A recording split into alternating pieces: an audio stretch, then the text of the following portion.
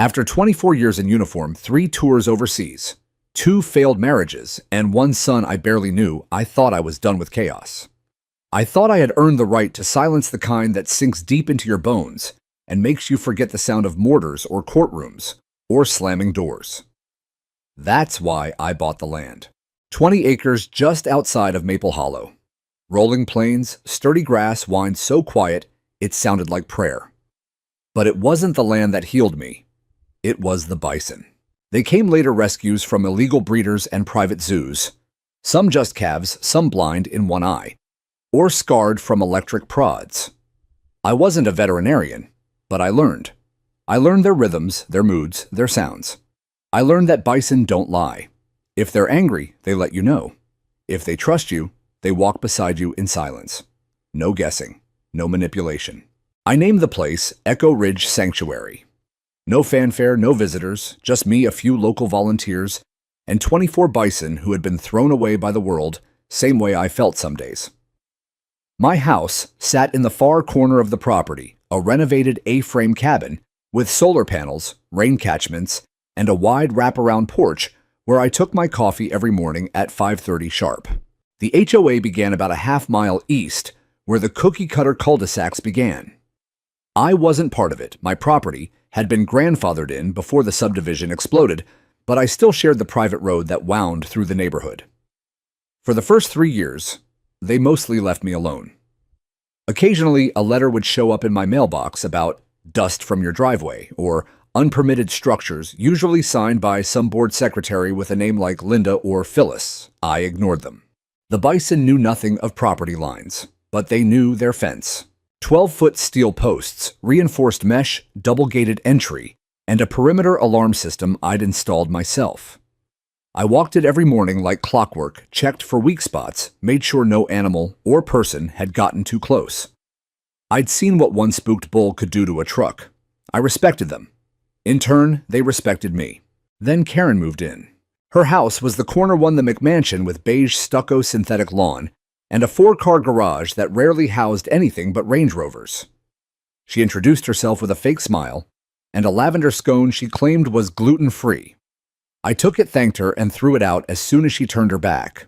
She said she was thrilled to live next to a real sanctuary. Said she always wanted to connect with nature. 3 weeks later, she filed her first complaint. It was about the smell, then the flies. Then she claimed that one of the bison looked at her child aggressively from behind the fence, which was 50 feet from the nearest trail. I invited her to visit, told her I'd give her a full tour, introduce her to the herd, let her see the vet logs, the feed protocols, even the USDA papers. She never showed. But the letters kept coming. I didn't panic.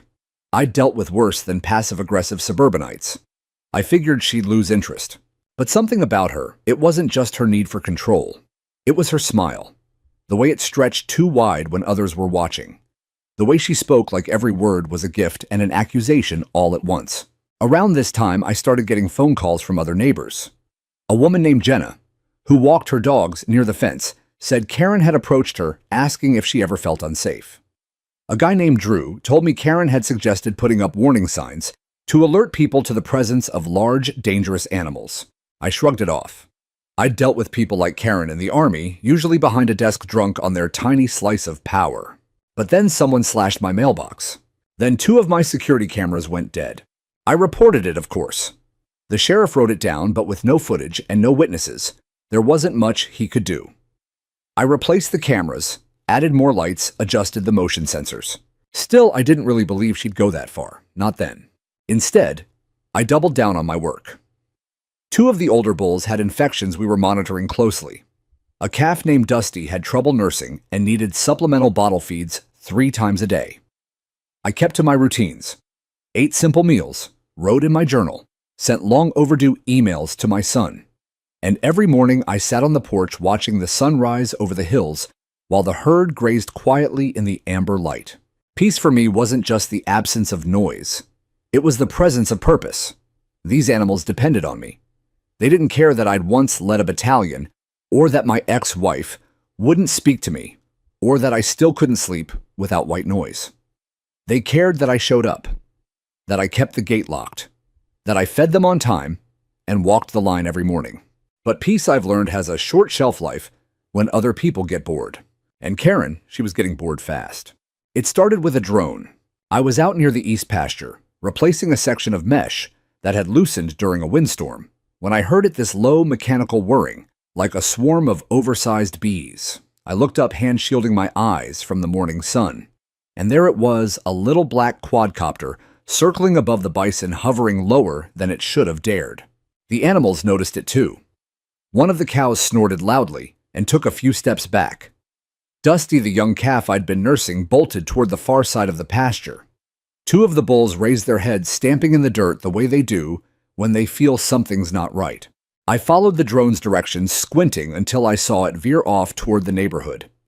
It stopped above Karen's backyard and hovered for just a few seconds before zipping down into her screened patio like a bat returning to a cave. So that was that. She was watching us now. Not just complaining, not just filing letters with the HOA, but actively surveilling. I'd dealt with intelligence gathering in Afghanistan. It didn't take a genius to recognize the pattern: isolate, provoke, document, destroy. I didn't go over there. I didn't shout. I just pulled out my phone and started documenting everything. Every time the drone reappeared, every fence check, every HOA letter that landed in my mailbox, each one more aggressive than the last. The next complaint said my fencing was an eyesore. Another one claimed that the pasture violated neighborhood harmony. Then came the so-called environmental hazard citation, accusing me of animal runoff polluting the community stormwater system. The funny thing was, I wasn't even on their books. My property wasn't governed by the HOA's charter. I had it in writing from the title company and the county clerk's office. But that didn't stop them from trying to bully their way onto my land. I reached out to a local land use attorney named Malcolm. Older guy, former environmental litigator, now semi-retired and known for going toe-to-toe with developers. He looked through everything I had and gave a low chuckle that sounded half amused, half appalled. They don't have jurisdiction, he confirmed. They know it. But they're trying to create a paper trail to justify future enforcement, build a case based on nuisance or public safety. If they can't own your land, they'll try to make you wish you didn't. He told me to document everything, keep logs, and under no circumstances respond emotionally. They want you to lash out, he said. Don't give them that satisfaction. So I kept my head down. Until one morning, I found hoof prints on my side of the private access road, Bison hoof prints. It made no sense. The gates were intact. The fences weren't breached. But the tracks were fresh and they led right up to the corner of the sanctuary closest to Karen's house. I went straight to the footage. Nothing showed up from the fixed cameras near the front, but the newer one I'd installed on the back post, barely visible among the trees, captured something curious. Just past 2:13 a.m., the motion light flickered on, and a shadow passed along the edge of the fence. No clear face, just the outline of a person holding something long and thin, maybe a pole, maybe shears. Then the footage glitched out. Static. A few seconds later, it returned, and the shadow was gone. I didn't have proof yet, not solid proof. But my gut told me what I already knew. The next HOA meeting was scheduled for that Thursday at the clubhouse. I hadn't attended one in years. I didn't need to. I wasn't under their jurisdiction. But that night, I showed up. Not in uniform, not in boots, just jeans, a plain button-up, and a file folder under my arm. The room was filled with maybe 30 people, mostly retirees, a few young families. Karen stood near the podium with that signature tight smile on her face, chatting with a couple who nodded along like loyal foot soldiers. As I walked in, I felt the air shift. Some eyes met mine with curiosity, others with guarded concern. Karen, to her credit, didn't flinch. She just turned, waved with artificial warmth, and said loudly, "Oh, Mr. Tate! What a surprise! So nice of you to join us." I smiled politely and found a seat in the back. The meeting went through the usual motions: budget updates, park maintenance, upcoming Easter egg hunt, logistics. Then, under new business, Karen cleared her throat and addressed the room. "I'd like to bring attention," she began, "to a growing concern in our community regarding animal safety and property standards. Many of you may not be aware, but adjacent to our eastern perimeter lies an unregulated livestock facility, one that houses dozens of wild animals, including large, aggressive bison." Murmurs. She continued, "These animals are not native, they are not safe, and they are certainly not compatible with our family-friendly environment." While technically not under HOA jurisdiction, their presence impacts our property values, our quality of life, and the safety of our children. More murmurs. A few heads nodded. Then she smiled. That is why I am proposing we draft a formal resolution urging county code enforcement and the zoning board to reevaluate the sanctuary's compliance with public nuisance laws. She turned as if satisfied and prepared to move on. I raised my hand. Karen blinked. A pause fell over the room. Then she forced a nod. Yes, Mr. Tate. I stood. I just want to clarify a few things since we're discussing my land in a public forum. First, the sanctuary is legally established, registered with the Department of Agriculture, and fully permitted for the care of indigenous North American bison. Second, I have complied with all fencing runoff and safety requirements as confirmed in writing by the county's Environmental Services Department. A few people looked surprised. Karen's smile twitched. And third, I said, pulling out the photo I'd printed from the surveillance footage, someone has been entering the sanctuary at night. I have reason to believe one or more fences may have been tampered with. That got attention. Now, I'm not accusing anyone, I said calmly, scanning the room, but I do want it on the record that trespassing on wildlife property is a felony under state law. And I'll be forwarding this footage to the sheriff's office first thing tomorrow. Dead silence. Karen coughed into her hand. Well, I'm sure no one here would ever... I'm sure I cut in, but cameras don't lie. I sat down. The meeting moved on, but something had shifted. The room wasn't nodding anymore. Eyes darted, whispers crept along the edges of conversation. Karen tried to close, strong, thanking everyone for their concern and calling for community unity.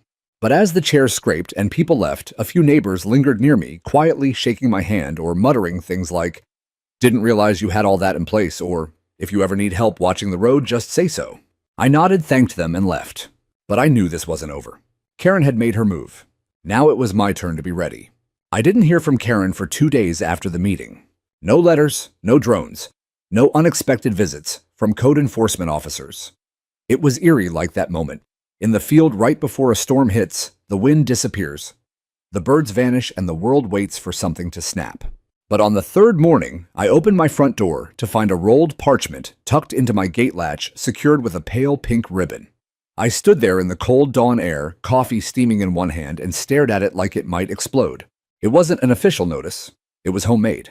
A community courtesy notification printed on linen paper with scripted fonts and hand-drawn ivy borders. The body of the letter read, "Dear neighbor, in light of recent events and growing concerns expressed by families in the Ridgewood Preserve HOA, we, the community leadership, kindly request that you consider reevaluating your current land use practices.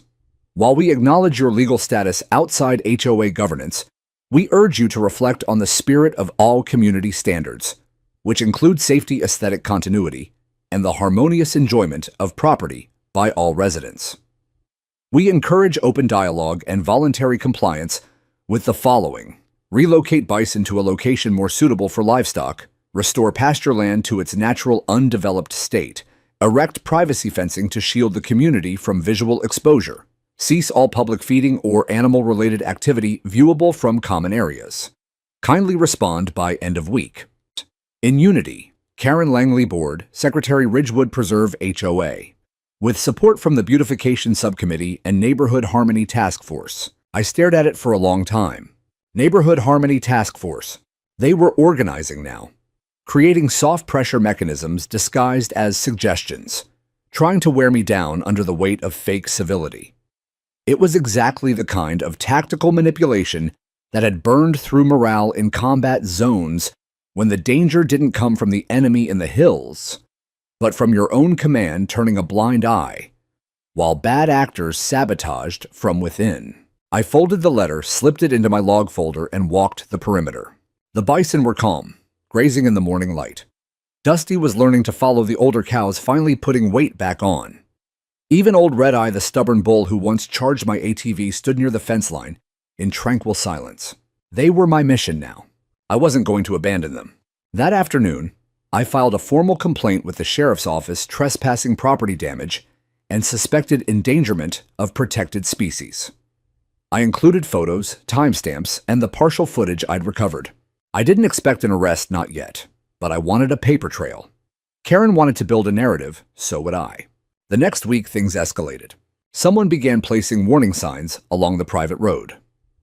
Wild animals nearby. Use caution. Not a petting zoo. Aggressive livestock. May charge. They weren't mine. I found out later that the signs had been donated by HOA volunteers, approved at a private subcommittee meeting, not recorded in any official HOA minutes. When I pulled them out, someone replaced them the next day. And the next. It became a silent war of signs. Meanwhile, a series of passive-aggressive Facebook posts began circulating in the Ridgewood neighborhood group. Screenshots were sent to me by a neighbor I barely knew, a kind woman named Linda, whose teenage daughter volunteered occasionally at the sanctuary. Karen had written, "As someone deeply invested in the safety and cohesion of our beautiful neighborhood, I'm concerned that private sanctuaries housing large, dangerous animals so close to our children may not be the best choice for our community's future." Thoughts. Dozens of comments followed, some vague, some ignorant, some openly hostile. Why does he even need those things? Can't they just be moved somewhere more rural? I heard one of the bulls escaped last year. How is that legal? And one, from an anonymous account. What's it going to take? A kid getting hurt. That one chilled me. It was the same logic used to justify preemptive strikes. Same logic used to strip rights in the name of safety. Same logic that turns community into mob rule. I decided I wouldn't wait for the next move. So I organized an open day at the sanctuary. Not a tour, not a show, just an invitation. Meet the Bison. Real neighbors, real respect. I printed flyers. Put one in every mailbox in Ridgewood. Invited county officials, local vets, the sheriff's wildlife liaison. I knew some wouldn't come. But I needed people to see the truth quiet, steady, undeniable. The day arrived, bright and cool. We had coffee urns, folding chairs, simple signs describing each animal's name history and personality. Dusty wore a cloth ribbon around his neck. Volunteers wore shirts that read, "We belong here too." Dozens of people showed up. Kids asked questions. Parents took photos. Even a skeptical old man from Oak Trail ended up hand-feeding red-eye through the fence with a wide-eyed grin. The sheriff's liaison gave a short talk on the sanctuary's licensing and safety history, 0 incidents. Full compliance, federally recognized protections. Karen didn't show, but I saw her, watching from her SUV at the top of the hill window, just cracked enough to see her pale hair and aviator sunglasses. I didn't wave. I didn't need to, because for the first time her story was losing ground. The next morning, my mailbox held something new. No flyers, no warnings, but a formal letter delivered by hand from Karen's attorney. It read, "And this letter serves as formal notice that the Ridgewood Preserve Homeowners Association demands the immediate cessation of all activities deemed hazardous or disruptive within visual proximity of HOA boundaries. Failure to comply will result in legal action." I laughed out loud when I read it. She was scared. She was cornered. And the thing about people like Karen, once they realize they can't control you, they try to destroy you. I'd seen it in the military. Now I was seeing it in the suburbs. But this time I was ready. I kept the letter in a file I labeled HOA War. It sat in the drawer beside my military discharge papers and the certificate for the sanctuary's USDA registration. In that same drawer were logs, daily printouts of camera footage, voice recordings of every call to code enforcement, and screenshots of every passive-aggressive post Karen or her supporters had made on the Ridgewood community page. Not because I wanted revenge, because I knew how wars started quietly with paperwork and polite threats, and I knew how they escalated. That week I started getting visits. Not official ones, not in uniform, just unfamiliar cars parking outside the sanctuary entrance, engines running. People sitting behind tinted glass, watching, pretending to be lost, or checking directions. One guy even stepped out and started taking photos of the bison through the fence. "Can I help you?" I called out from the porch. He flinched, mumbled something about looking for Ridgewood Park, then got back in his car and sped off. There was no Ridgewood Park. I installed another layer of motion-triggered floodlights, added 2 more cameras along the east perimeter, reinforced the gate lock with a coded keypad, and placed game cameras near the trail Karen used to jog cameras small enough she'd never spot them unless she started checking every tree. 2 nights later, just past 300 a.m., the camera on the southern edge caught her. Karen, alone, black hoodie, flashlight, She approached the fence, shined the light along the edge, paused, then held up something looked like pruning shears. The angle wasn't perfect, but the audio mic on that cam caught a distinctive snip. Then another. She didn't step through, not yet. Just left the gap open and slipped away back toward Ridgewood. I sent the footage straight to the sheriff. Not a copy, a courier delivered the full encrypted drive with a notarized statement. I didn't expect an arrest, but I wanted them to know this wasn't just harassment anymore. This was targeted sabotage. Later that day, a deputy called, friendly, careful. "We can't prove intent from this alone," he said. "But combined with your previous complaint, we're opening a file. Just keep your animals secure, okay?" That night, I didn't sleep. At 4:13 a.m., the fence alarm went off. I was out the door in seconds, Boots' half-laced flashlight in one hand and Glock holstered on my belt. The gate sensor showed a breach on the northeast corner. When I reached it, I saw the damage immediately. 2 posts bent outward, mesh peeled back like a gaping mouth, and deep hoof prints in the dirt leading out. Panic didn't hit all at once. It crept in as I realized how many tracks there were. Not just 1 or 2 bison, at least a dozen. The rest of the herd stood nervously inside the pasture, snorting and pacing near the breach, confused and agitated. But Dusty was gone, and Red Eye, and the young bull we'd just rescued last month from that failed rodeo ranch. Gone. I radioed the volunteers, then the sheriff, then the county animal control unit. I activated the emergency alert protocol I'd drafted with Malcolm months earlier just in case. We had signs posted across the neighborhood with emergency contact numbers. Most people thought they were overkill. Now they mattered. By dawn, the town was in chaos. The bison had moved fast and wide. At least 5 had been seen near the Ridgewood playground. 1 had trampled through someone's flower bed, knocking over ceramic garden gnomes. Red Eye, in all his stubborn glory, had parked himself in the middle of Oak Trail Drive and refused to budge. Police cruisers formed a perimeter. Karen showed up around 6:30 a.m. in full yoga gear, yelling at the officers and demanding to know why this lunacy was being allowed. I arrived right behind her. Red Eye stood like a sentinel between us, calm, massive, and majestic. He looked at me, blinked once, then resumed chewing grass like this was the most peaceful Tuesday morning of his life. Karen stormed up to me. "This is a lawsuit waiting to happen," she hissed. "This is your responsibility." They could have killed someone. I didn't answer. Instead, I handed the sheriff's deputy the printed footage of Karen with her shears standing at the fence in the dead of night. The one I hadn't turned in yet. The one that showed her more clearly, face half lit by the flashlight hand reaching into the fence. The deputy looked at it, then at her. Karen froze. For the first time, I saw something flicker across her face. Not anger, not self-righteous indignation, but fear.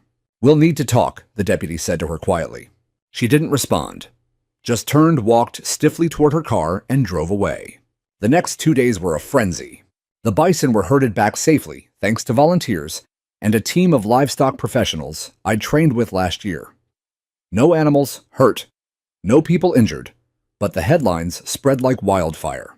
Bison stampede shakes suburb, HOA war brews, wild herd disrupts morning commute, HOA leader under scrutiny.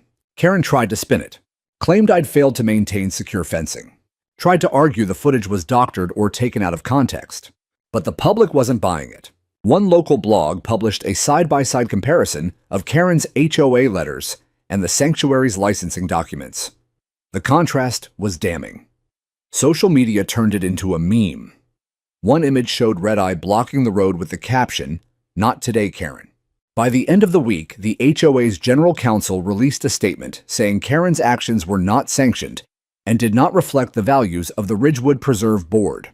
I watched the press conference from my porch, Dusty lying beside me, like a giant furry dog snoring softly. I should have felt victorious, but I didn't, because I knew Karen. This wasn't surrender. It was retreat, and she was already planning her next attack. It happened in silence. No sirens, no alarms, no security lights flashing like they were supposed to. Just the steady hum of nighttime wind brushing across the fields, the low rustle of dry grass, and the sound of a blade slicing through steel mesh like a zipper. I didn't know until morning. I woke up like usual, 5:30 a.m., coffee in hand, wrapped in my worn green flannel, stepping out onto the porch to greet the day. The air was cooler than expected for early spring. Fog clung to the trees lining the back of the property like ghost fingers. And something felt off. The herd was too quiet. Normally, by sunrise, I'd hear the soft grunts and low hooves moving along the pasture. But that morning, it was dead still. I stepped off the porch, walked toward the eastern field boots, crunching over gravel coffee forgotten in my hand. Dusty was still there sleeping under his usual oak tree. A few of the older cows stood near the water trough, but their posture was wrong. Rigid ears, twitching eyes fixed toward the northern tree line. And then I saw it. The back fence. Gone. Not sagging, not collapsed. Gone. 6 full panels had been cut clean, the steel mesh peeled back like wrapping paper. The posts had been pulled from the ground. Deep tire tracks in the soil led away into the trees, carving a trail straight toward the maintenance road that skirted Ridgewood's private walking path. My gut dropped. I broke into a run, boots pounding the ground, pulse hammering my ribs as I sprinted to the breach. Beyond the trees, through the fog, I saw the damaged fresh tracks leading away, tufts of fur clinging to the brush. Something heavy had been dragged across the trail, probably panels of fencing. But the real horror, no bison. 6 missing, 3 adults, 2 juveniles, 1 calf gone without a trace. I called the sheriff's office, barely able to string the words together. Then I called Malcolm, then the USDA wildlife officer assigned to the sanctuary. Then the news station, who had interviewed me the week before. If this was sabotage, I wanted the world to know, immediately. The footage from the night before showed everything. Karen, again. This time, with a flashlight in one hand and a cordless, reciprocating saw in the other. She was alone, hood up, gloves on, cutting through the metal fencing like she'd done it before. This wasn't a protest. This wasn't fear. This was calculated destruction. She'd parked on the maintenance trail outside of HOA-controlled land where no security lights reached. She moved with confidence, like someone convinced she wouldn't be caught. But I had the timestamp, the footage, the audio. I had her. I drove straight to the sheriff's office, footage in hand. No more patient calls or emails. No more waiting on bureaucratic gears to turn. I stood in front of that front desk with my name rank and a voice that didn't shake. I'm reporting a felony, I said. Animal endangerment, property destruction, and trespassing with intent. The deputy at the desk blinked, then waved over the duty officer. By the time I got back to the sanctuary, Channel 8's news van was parked at the front gate. They'd picked up the call from my tip and arrived with cameras rolling, hungry for another suburban scandal. I didn't smile. I didn't pose. I stood there and told them what happened. How someone had cut through a federally certified wildlife fence. How 6 protected animals were now loose and vulnerable, possibly injured, possibly dead. How the HOA had spent months harassing me, and how one of their board members had now gone beyond words and into violence.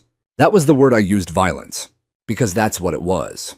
Not just against property, but against the herd, against the years I'd spent building something sacred. That evening, a volunteer spotted Red-Eye limping near the southern creek, just inside the tree line. I rushed over. His left hind leg was bleeding, snagged badly from what looked like barbed wire. He was hobbling, agitated eyes wild. I moved slowly, whispering his name. He didn't charge. He just looked at me like he'd been waiting. We got him back inside by nightfall. I sedated him under supervision from the wildlife officer, stitched his leg, and spent most of the night beside him in the barn. The next morning, a search team recovered 2 more of the missing bison, shaken, exhausted, but alive. The calf, though Dusty's sister, was still missing. 3 days passed. Then a ranger found her on the side of County Road 218, struck by a vehicle in the early hours of the morning. No one had reported the accident. She was only 6 months old. I buried her myself, out by the oldest oak near the sanctuary entrance, under a sky that wept with me. I didn't speak, just dug and dug until my shoulders ached and my hands blistered. Then I stood back and let Dusty wander near her grave. He sniffed the fresh earth, let out one long broken huff, and walked away.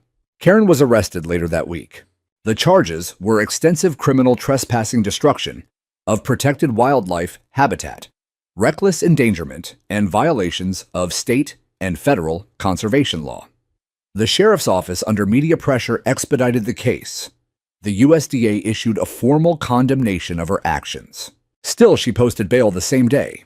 And just like that, she was back in her home, protected by her lawyers, insulated by HOA resources, and already drafting a public statement blaming the emotional stress of community conflict. She claimed she'd acted out of fear. Fear for her neighborhood. Fear for her family. Fear of a growing threat that no one else was willing to address. I watched her speech from my porch. The same porch where I used to sit in peace. Where I watched the sunrise and counted the silhouettes of my herd against the golden grass. Where silence used to be sacred, not ominous. And I realized something. Karen didn't fear me. She feared what I represented. A man who couldn't be controlled. A sanctuary that didn't ask permission. A wildness that refused to be tamed. This wasn't just about fences. It was about freedom. And now the lines had been drawn. I'll never forget the sound of the first siren. It was sharp, urgent, unnatural in a place like Ridgewood, a neighborhood that prized silence and order above all. At first, I thought it was another false alarm from the sanctuary's perimeter sensors, or maybe some kid on a dirt bike pulling a prank. But then came the second siren, then the third. By the time I stepped outside, the morning sky had turned pink and gray. The fog was thicker than usual, hugging the ground like a secret. And in the middle of the road where the gravel drive met Ridgewood's manicured cul-de-sac stood a bison, not one of mine. Four adult bison massive, breathing slow clouds into the air, hooves planted in the middle of the street. One of them, Bear Claw, was rubbing his massive shoulder against a lamppost, the cast iron pole groaning under his weight. On the sidewalk, two women in yoga pants stood frozen, clutching their leashed golden retrievers like stuffed animals. One child was filming on a phone. Another screamed. And the sirens were getting closer. I ran for my truck. Keys. Lasso. Tranquilizer kit. Walkie. I was moving before I even had time to process how they got so far from the breach. I knew it had to be overnight. The sanctuary's fencing wasn't just cut, it was torn us open, and the damage was deliberate. I jumped into the truck and turned the corner just in time to see a bison charge. Not at a person, thank God, but at a neatly landscaped front lawn, where one of those plastic deer sculptures sat perched near a bird bath. The bison shattered it like it was cardboard, then stood there confused, grunting at the mess. The owners screamed from their doorway. Sirens wailed louder. I parked, crooked slammed the truck into park, and grabbed the walkie. Visual confirmation, I said. 4 adults, 1 injured, limping, all in Ridgewood Drive. Need containment perimeter now, priority 1. I repeat, priority 1. Animal control had already been alerted, but they weren't equipped for something like this. These weren't dogs. These weren't lost livestock. This was a federal wildlife breach in the middle of suburbia. I spotted Karen standing near her porch in a pale robe, arms crossed like this was a personal inconvenience. A man beside her, I assumed her husband, was shouting at a nearby police officer. "Why aren't you people doing something?" I stepped between the officers and the bison, slowly, hands low. "Don't shout," I said. "Don't run. Don't wave your arms. Just breathe." Bear Claw was eyeing me now. He remembered me. I'd raised him from a calf bottle fed him in the first weeks when his mother died of lung infection. His ears flicked. "Hey, buddy," I said gently. "I'm here. You're okay. Let's get you home." I tossed a grain bag toward the truck, hoping the scent would draw them. Then someone honked a car horn. Loud. A silver minivan came speeding from the opposite end of the cul-de-sac, tires screeching. Someone screamed. One of the bison panicked, bolted, and the herd followed, pounding down the asphalt like a living earthquake. The ground shook. Side mirrors shattered. Lawns tore. I ran after them, heart slamming in rhythm with their hooves. Over the radio reports came in fast. Bison at Ridgewood Park Playground. 2 sighted near school bus stop. Possible traffic collision, Oak Trail and Maplewood. This was the nightmare scenario. Not because anyone had been hurt, thank God not yet, but because public panic spreads faster than truth. I'd lived this in Afghanistan during one chaotic night outside Jalalabad when bad intel sparked a full civilian evacuation over nothing. People didn't need facts. They needed someone to blame. And Karen had already made me that someone. I reached the playground and saw 3 of the bison moving in slow, agitated circles. One of them, Red Eye, was stamping the ground near the swing set. A group of parents and kids had gathered at the far edge of the park, some filming, some crying. I raised the walkie again. Sedation approved. "Stand by," came the reply. "Animal control en route. 15 minutes ETA." "We don't have 15. A police cruiser crept up behind me, lights off, windows cracked. Officer Jenkins, young, calm, former Marine. He looked at me like he knew what I was thinking. "You sure?" he asked. I nodded. He opened the trunk. Inside was a tranquilizer rifle. I checked the dosage, enough for a large adult. Clean shot, low velocity. My hand was steady. "I need to separate them," I said. "I'll bait Red Eye toward the boundary fence. Keep the others behind the mulch line. No sudden moves." He nodded. I stepped into the clearing, slow and deliberate, carrying the feed bucket I always used with Red Eye. I shook it gently. The sound grain against plastic was like a dinner bell. Red Eye turned his massive head toward me. His snorts softened. "That's right, old boy," I murmured. "Come home." 10 feet. 6. He followed. I knelt, pretending to pour grain, my heart pounding against my ribs like it wanted out. I waited for him to lower his head, then raised the rifle and fired. Whip. Direct hit. The dart embedded just above the shoulder. Red Eye flinched, then staggered. By the time the others noticed, the sedation had already begun. Volunteers arrived in waves, ushering the crowd back. Officers established a human perimeter. 2 of the bison were corralled using vehicles in a loose triangle formation. The 4th, frightened and limping, was led with grain and soft commands. It took hours. But no one was hurt. Not one human. Not one animal. The local paper called it a miracle. But I knew it wasn't that. It was discipline. It was luck. And it was years of trust between man and beast. That night, after the last bison was secured and the sanctuary gate locked tight, I collapsed onto the porch steps. I was covered in sweat, mud, and hoof bruises. But my herd was back. Mostly. 1 calf still missing. The grave still fresh under the oak. And in the distance, Karen's porch light flicked on, casting her silhouette against the window, watching me. Still, she hadn't spoken a word since the breach. No apology, no explanation, no acknowledgement. But I knew she was plotting. Because people like Karen don't lose quietly. They double down. And this time, I wasn't just preparing my fences. I was preparing for war. The smile was the first thing to go. Karen had always worn it like armor-tight, pristine, just wide enough to fake sincerity, without ever showing teeth. It was the kind of smile that stayed frozen while she delivered HOA violation notices or called the police about someone's mailbox paint. But now, after the stampede, after the footage, after Red Eye's image had been turned into a meme holding a traffic sign in his mouth, the smile faltered. She was losing control. I saw her less around the neighborhood, which wasn't like her. No more brisk power walks past the sanctuary. No more HOA newsletters with floral borders. Just silence. Her house remained lit late into the night, though. One time, I spotted her pacing through the front window's headset on arms, gesturing, arguing with someone invisible. Meanwhile, the media pressure didn't let up. Channel 8 aired a full feature, When the Suburbs Meet the Wild, inside the HOA war over bison. They interviewed everyone: volunteers, neighbors, even the sheriff.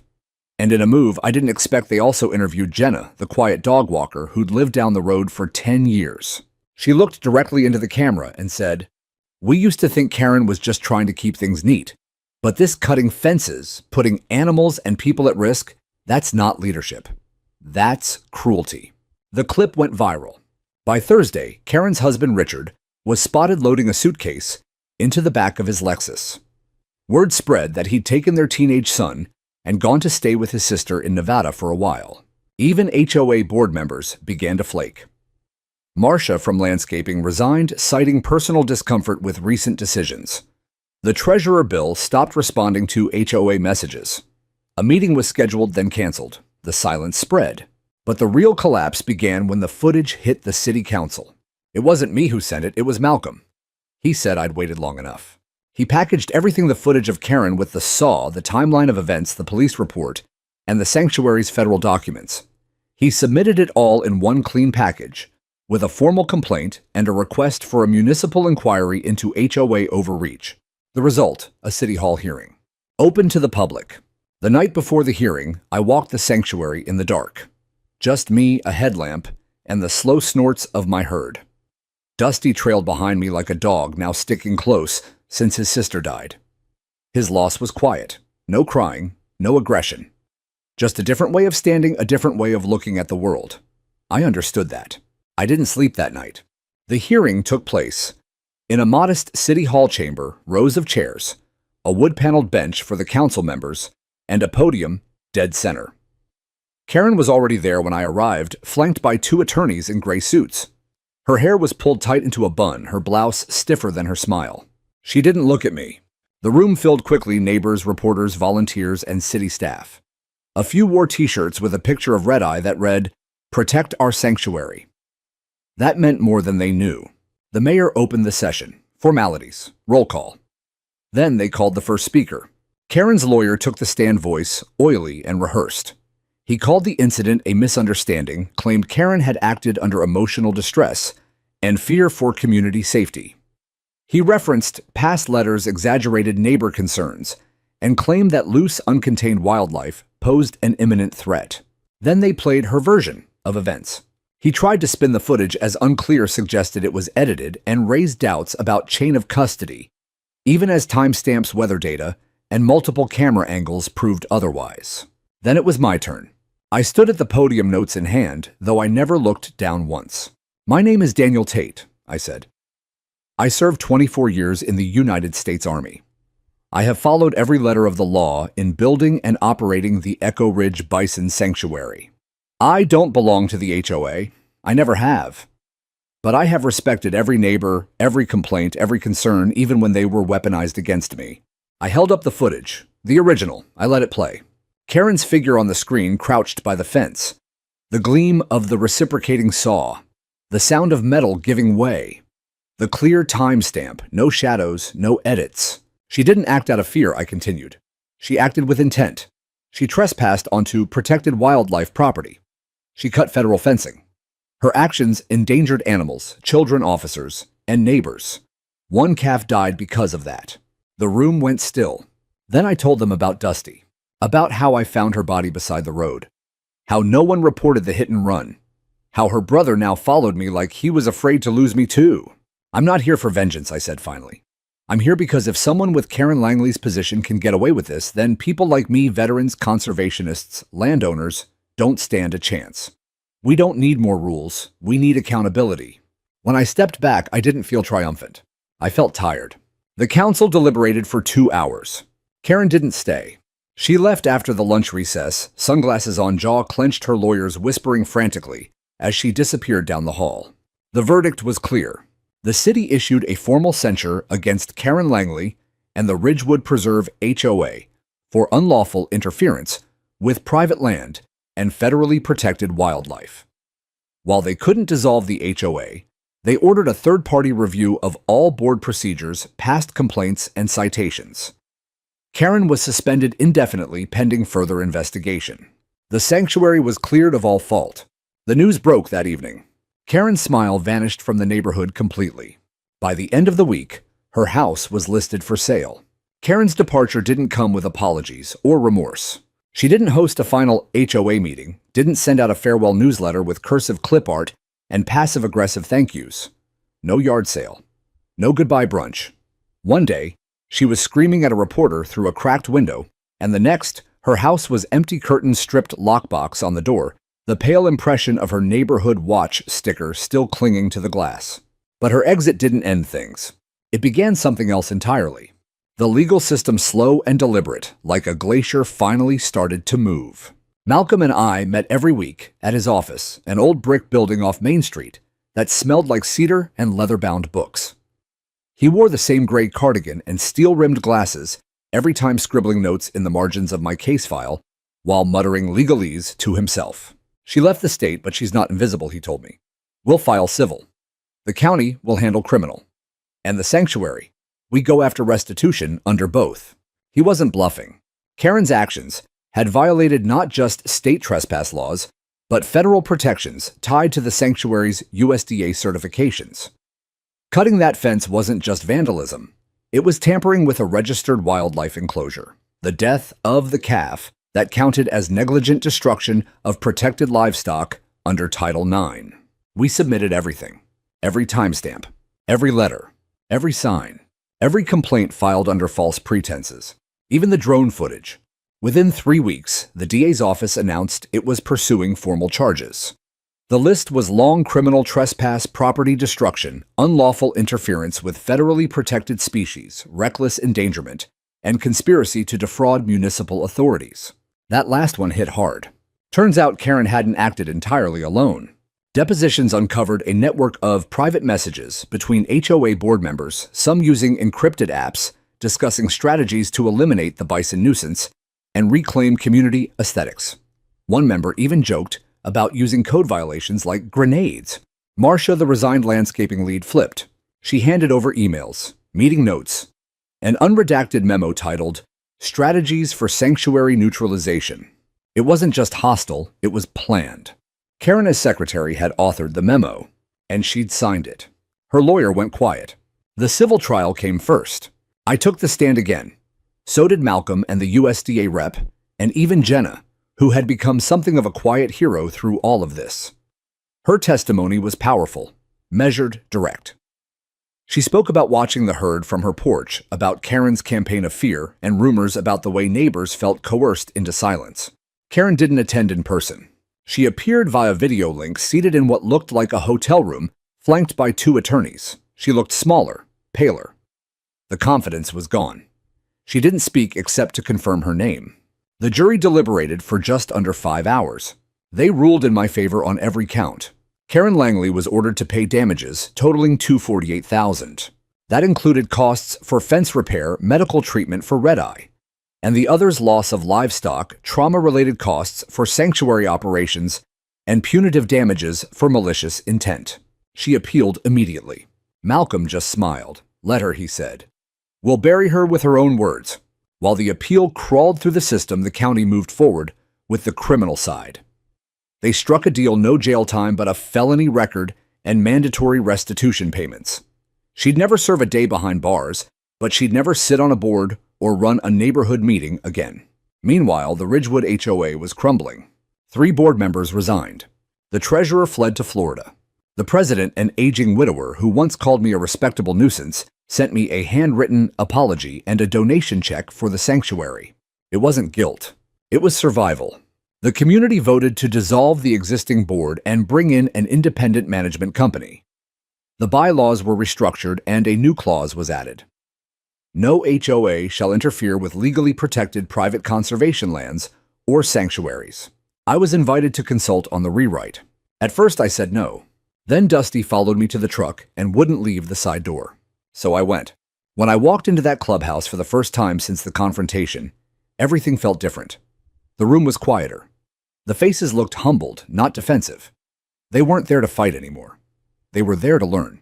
I told them what it meant to live with animals, not pets, not property, but creatures who trusted you to keep them safe from humans pretending to help.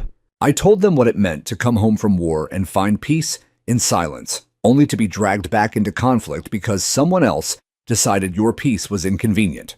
I told them about the calf. I didn't cry. I just looked them in the eye and said, you don't have to love Bison. You don't have to like me, but you do have to understand that you don't get to erase people just because their life doesn't match yours. They listened. No one interrupted. At the end, a little girl with a braid and a t-shirt that said "Nature is cool" raised her hand. Can we come visit the bison sometime? I smiled for real this time. Yeah, I said, you can. That weekend, I walked the perimeter with Dusty beside me. Red Eye was back to full strength, his limp gone. The new fencing was stronger than before: galvanized, steel shock-buffered posts, motion sensors, and 2 cameras on every side. Overkill, maybe. But peace, I've learned, is worth guarding.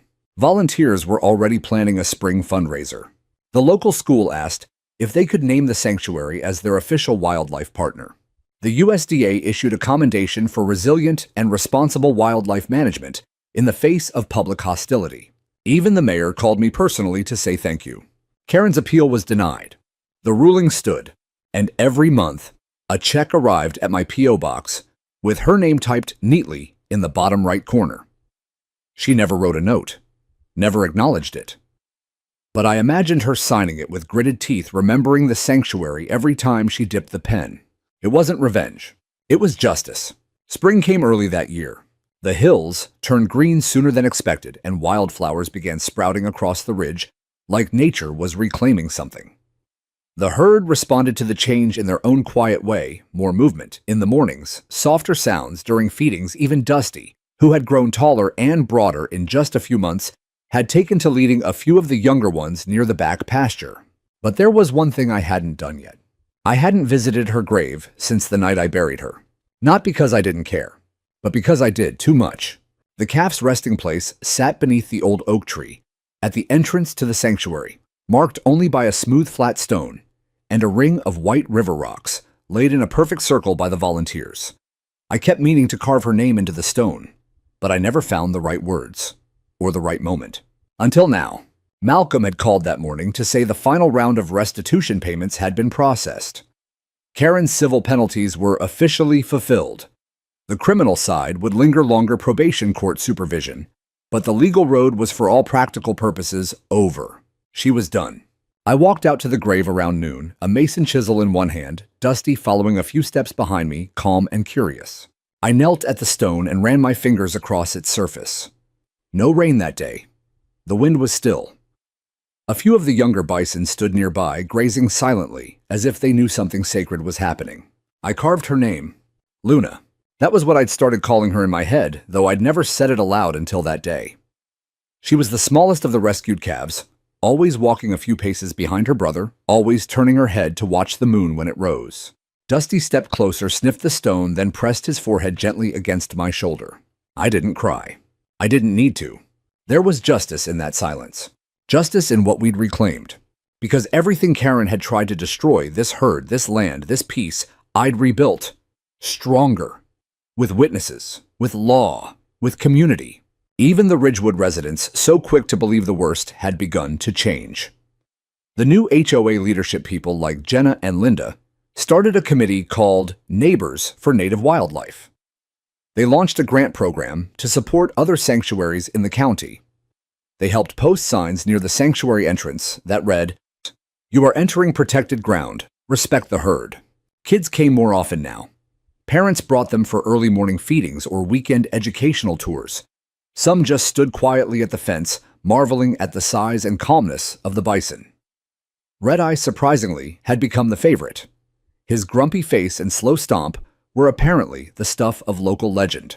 We built a new barn near the north field, funded partly by community donations and partly by the settlement funds. It was larger, insulated with recovery stalls and solar lighting. I named it the Luna Barn. When we cut the ribbon, Dusty stood beside me, calm as ever, with a child's hand resting on his flank like he was a statue. Malcolm attended the ceremony too. He didn't say much, just clapped when the ribbon fell and stayed late to help install the new medical fridge. As the sun set that day, I found myself sitting on the barn steps, boots, dusty hands calloused, watching the herd move as one across the pasture. They didn't care about politics. They didn't know the word lawsuit. They only knew rhythm, structure, protection, trust, and they gave it back tenfold. Later that night, I received an email from an organization I'd long admired, the National Bison Range out in Montana. They'd heard about the sanctuary through a journalist covering the case and wanted to explore a partnership, maybe even a calf exchange. It wasn't just recognition. It was respect. The kind of respect that can't be forced with bylaws or fake smiles. The kind that's earned 1 inch at a time through truth and endurance. Karen's house remained vacant for months. No one wanted it. Too much noise around it. Too much bad history. I heard it eventually sold to an out-of-state investor who turned it into a long-term rental. Ironically, the new tenant was a retired wildlife biologist who asked if he could volunteer at the sanctuary. I said yes, because that's what we were building now. Not just fences and barns, but bridges. Even the sheriff stopped by one morning, sipping from a gas station coffee and leaning against the gate as he watched the herd graze. "You know," he said, "I thought this would end with someone in handcuffs. Or worse." I nodded. It almost did. He glanced at Dusty, who had ambled over to sniff his boots. "But now you've got the whole town on your side. Even the ones who were scared." "They weren't scared of the herd," I said quietly. "They were scared of what it meant to let something wild exist beside their lives." The sheriff didn't answer. He just watched Dusty for a long time. When he left, he shook my hand. No words. Just the kind of grip you give someone who's earned their peace. That night, I sat on the porch again. Same chair, same coffee cup, same wind. But everything felt different. Because I had fought for something that couldn't speak for itself. Because I had stared down manipulation and malice and came out intact. Because I had refused to be moved, and in doing so, reminded a whole town what roots look like when they're deep and honest. Justice wasn't just a verdict or a check. It was Luna's name carved in stone. It was Dusty's trust unshaken. It was the fence rebuilt and stronger. It was peace. And this time it was staying. Some things never grow back the way they were. I used to think that was a kind of failure. Like if you couldn't restore something to its original shape, it meant you'd lost. But I've come to believe otherwise. Because sometimes what grows back is stronger, wiser, rooted deeper than before. And the fence was a symbol of all of that. We built the new one in early summer when the ground was soft enough to dig, but dry enough to pour concrete without sinking. It was taller than the old fence, reinforced with crossbeams, every 10 feet, anchored in foundations that went deeper than my first marriage lasted. We embedded motion sensors into the posts and added an underground cable to alert my phone if anything tripped the perimeter. But the real difference wasn't in the materials. It was in who helped build it. The first morning of construction, I expected maybe 2 volunteers. Maybe Jenna. Maybe Linda and her daughter. But by 7 a.m., there were 24 people standing in the gravel lot with gloves and shovels, water bottles, and smiles. The mayor showed up with coffee and donuts. Officer Jenkins brought his teenage nephew and helped measure out posts. A class of high school students from the local FFA chapter asked if they could count it as service hours. And someone still don't know who brought a wooden sign carved by hand that read, "Echo Ridge Sanctuary Home is earned." We hung it on the northern gate. It was the gate Karen had cut. Now it stood twice as strong. That summer brought more than just new fencing. It brought healing. Not just to the land or the herd, but to me. For the first time in years, I found myself laughing without guilt. Eating meals with neighbors, sleeping a little easier, knowing that the next knock at my door wouldn't be another demand to comply or vacate or neutralize. Dusty grew bolder, leading small groups of calves along the trail like a junior scout leader. Red Eye mellowed out, often standing by the eastern ridge at sunrise, like a sentry of peace. We even added 2 new rescues to the herd females from a closed-down private zoo in Oregon. The adjustment took time, but eventually they blended in. There was something poetic about that. New blood, new rhythm, the kind of evolution that doesn't erase pain but rises from it. I started writing again too. At first, it was just journal entries, records of daily feedings, fencing checks, vet appointments. But they slowly turned into essays, then letters, then a submission to a conservation magazine that published my piece under the title, "When Wild Meets Suburbia, A Soldier's Second Battle." It went national. Emails flooded in from sanctuary owners across the country, others who had faced harassment, code enforcement, intimidation, or HOA aggression. One woman in Arizona told me she cried reading it. A man in Colorado asked for advice on resisting a permit rollback. A group of tribal leaders from South Dakota asked if they could visit and discuss bison lineage preservation. And then one day, an envelope arrived. No return address, no letter inside. Just a check for $10,000, made out to Echo Ridge Sanctuary, and a single note scribbled in clean cursive. For what you protected even when no one else would, a neighbor. I never found out who sent it. But I didn't need to. Because that was the thing about justice, it didn't always come with headlines or verdicts, or screaming courtroom victories. Sometimes it came quietly, through fences, through shared labor, through trust rebuilt one hand, one hoof, one wooden post at a time. Karen I heard moved out to Utah. Word was she tried to join another HOA board in a gated community outside of Salt Lake City. It didn't go well. Word follows you now, especially when that word is felon. I don't think about her much anymore. Not in anger, not in bitterness, just in truth. Because she taught me something even if she didn't mean to. She taught me that power unchecked is more dangerous than any wild animal. But she also reminded me that community, real community, isn't built on rules. It's built on respect.